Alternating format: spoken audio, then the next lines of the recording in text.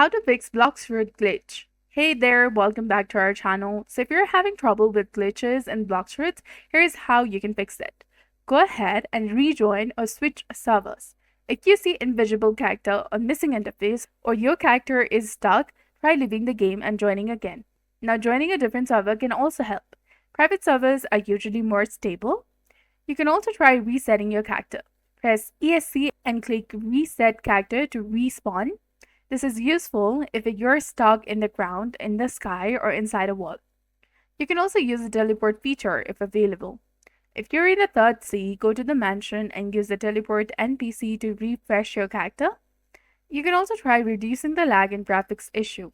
So open Roblox settings by pressing ESC and clicking on settings, and then lower the graphics quality to reduce lag. Close unnecessary apps and browsers tab to improve the game performance. Also check for game updates.